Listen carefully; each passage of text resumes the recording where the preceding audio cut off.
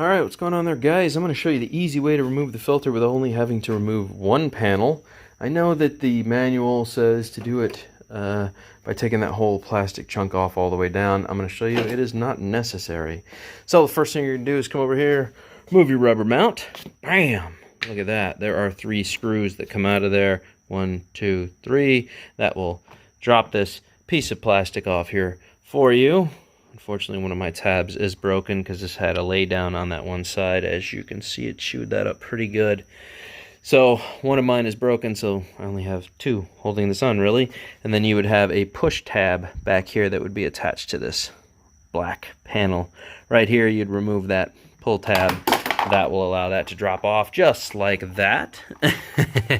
But it won't quite drop off. You will still have to pop it off of here, and then you will see your CV filter behind there. CVT filter. Let me show you what's going on with the CVT filter and how I did all this without pulling the whole panel.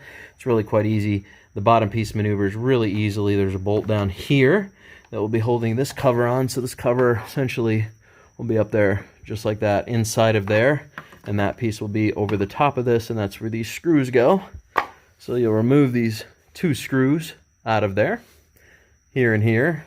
That will disconnect this from that, and then you'll have 1, 2, you're gonna hate this, but there's one way back there. See it?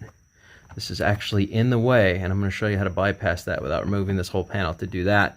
Not that it's that much more work, but this is really easy to do without having to take the whole panel off. So if I just push that out of the way, you can see I have access to it.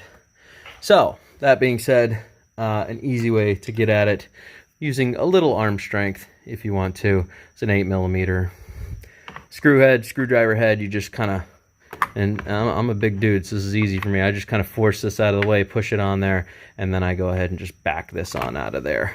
And that's the easy way to do it. And then I take my finger and I just unwind it this way, pull it out, set it down, and I'm done. So once all 4 are out, then you're just going to pull these 2 8mm out, that one, and then lightly, if you've never taken your filter off before, like this one's never been removed, it was full of a lot of crap, I've already cleaned it, pull gently.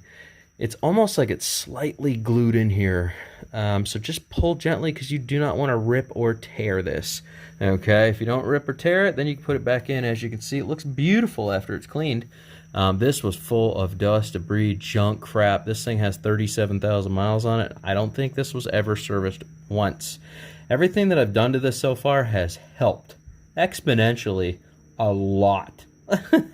All the fluids seemed to be really old and bad, and nothing had been serviced. So I'm really glad that I decided to do a full complete service on this thing myself and make videos for you guys showing you how to do it.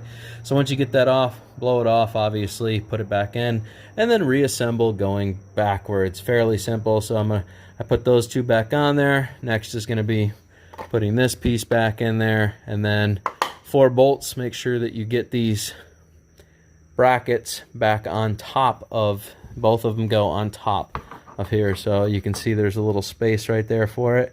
There's like a little angle. The bottom one has the same thing. There's a little angle.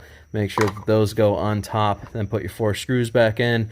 Then pop your plastic piece back in across here. Then slide this back in. Put your 3 screws across the top. Tighten everything down. Put your rubber guard back on, and you are done. That is the easy way to do it, just removing 1 panel. Instead of taking the whole thing apart all the way up to the front, as you can see, I still have to pop that 1 joint back in there because accidentally I got a little carried away up there. But we'll get into that. But anyways, I took it all off, and I'm like, you know what? I don't think it's necessary. So I started putting it back together. So I tested a theory myself if I could do this without having to remove everything. It was actually really, really simple. So technically, it's just those 3 screws, pops this plastic piece off, and then you can gain enough access to be able to do it without tearing everything down. So there you go, guys. Hope that helps. Don't forget to like, subscribe, blah, blah, blah, blah, all that good stuff. Show me some love. I don't make these videos for me. I make it for you. All right, guys. Toodles.